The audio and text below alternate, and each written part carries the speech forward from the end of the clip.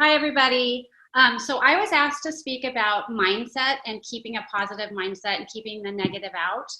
And I have to tell you, I'm a little nervous right now. So I have notes, but I am so appreciative that Angie asked me to do this because for the last year, I've been really working on that. So it made me super happy to know that she clearly sees my positive attitude. And I just want to thank you, Angie. Thank you so much. So basically, I want to start with letting you know that it's not that I don't have negative thoughts. We all do, right? It'd be crazy if we didn't. But I have to talk myself out of that immediately.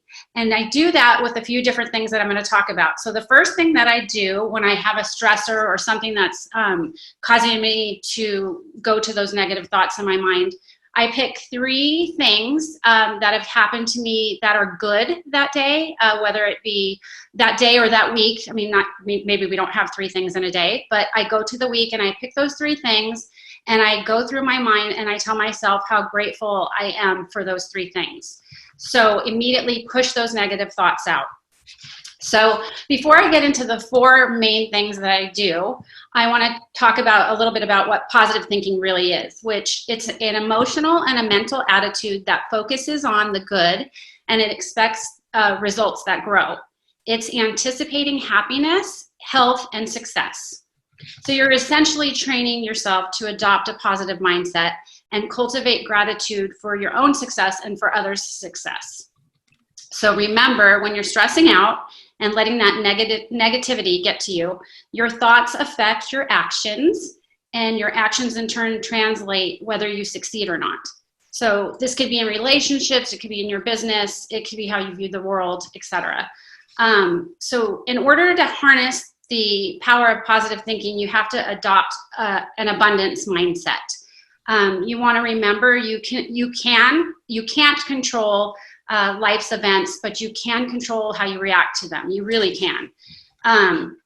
So there are four steps that I like to take. And the first one is taking control of your state of mind.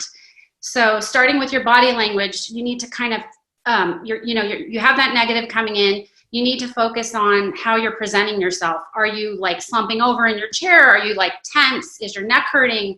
Are you not smiling?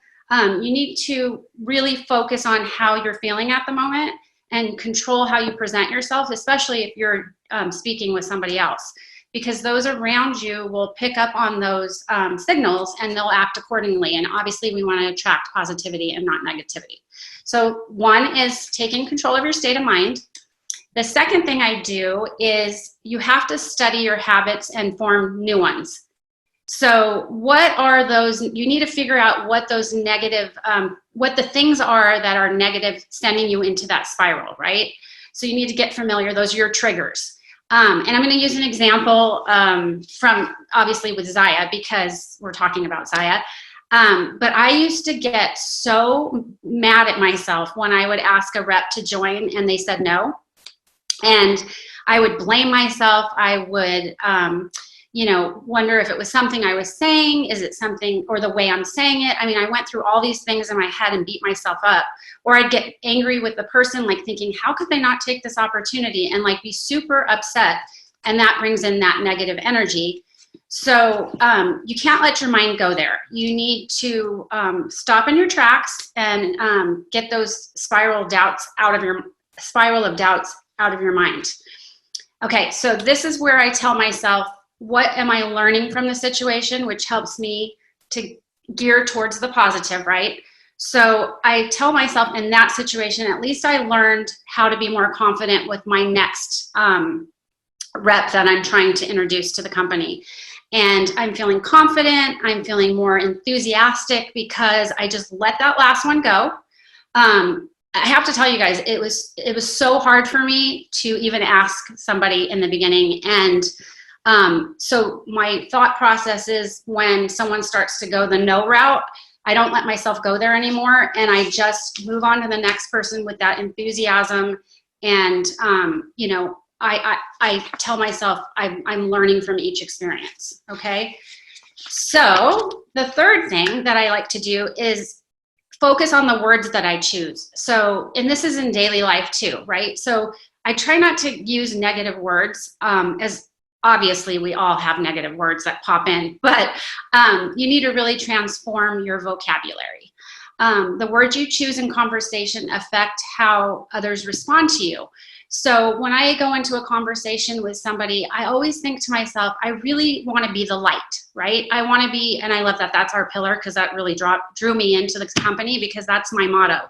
Like, I want to leave a room making somebody feel really good and happy. And, you know, people always say, oh, you're always so smiley. I mean, I don't realize I'm doing that, but I guess I am. But that's my goal, is to make people feel better about themselves. And, so think of a word that helps you get there.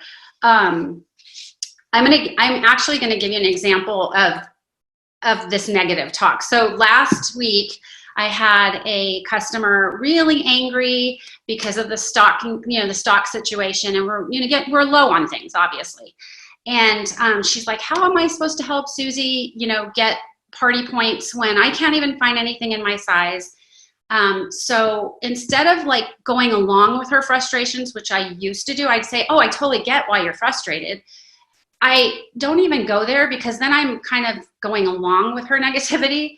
I actually have to just restructure the conversation. And I said, you know what, I'm going to go ahead and I'm going to go through my computer. I'm going to find everything that I think you would like in your size. I'm going to make you up 3 totally cute outfits, and I'm going to send those to you. And as soon as that other item comes in, I'd be more than happy to send it your way.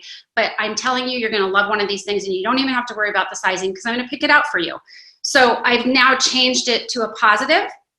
I also told her, with the growth of our company, her as a customer should be thrilled about that, because that means more Zyia for her eventually. And for me as a rep, it's a great thing too, right? So switch the situation immediately and don't go along with the negativity. Okay, so going along with this whole vocabulary thing, this has been a huge one for me. And I actually did this prior to a year ago, when I decided that this is my goal for the year. I keep one word. It can be whatever word you want, but it's a word that will mean something to you in a situation like this. And my word is persevere. So let's say, it could do with your stuff at home. I'm having a bad day because I have 500 million things to do, laundry, whatever. And I have to talk myself out of that negativity and say, persevere, persevere, persevere. You're going to be fine. You've done it a million times. You're going to get through this. Stop the craziness. So pick a word and keep that word in your mind at all times. When you're sitting in your car and you're freaking out about something, just say the word over and over. I swear, you guys, it sounds crazy, but it really does help. The last thing that I like to do is, or what I've done is, I think you should find somebody you admire, someone that's had like a profound impact on your life, whether it be a family member, a celebrity, an athlete, a motivational speaker.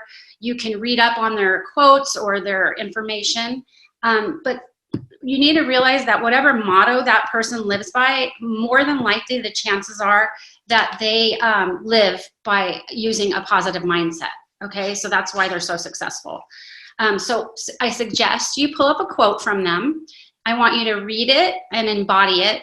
I want you to post it somewhere in your phone, your laptop, maybe on your desktop, on your refrigerator, but get to know that quote. And when you're having a bad day, go to that quote and read it over and over.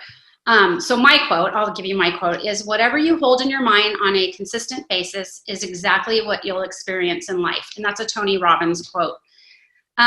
So remember this, when you focus on the negative, you're going to experience more negative. But when you focus on the positive, your whole world will open up to you.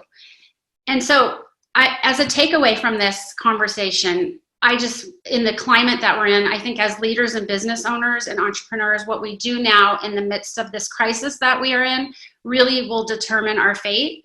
And the first decision we have to make is whether we come out the other side better than before, or are we simply going to hide and let things blow over. So we all have a choice. We can be captives of our circumstances, asking, why is this happening to me? Or given we are here, what are we going to do to create change, right? And for me, I want to create positivity and I want to create happiness for my customers. So wherever my focus goes, my energy flows. We need to ask ourselves, you know, now that things have changed in the business that we're in and how we run our business, how are we going to add value to our business? And what do our customers and our reps need right now? And for me, we need positivity. We need to stay and be the light. We need to show everyone, you know, that everything is going to be okay. So that's all I have. If you guys have any questions, I assure you, like, if you can focus on even a couple of these things, it'll really help you. It really has transformed my thought process this year in not just work, but with life things, you know, with stressors. So that's it.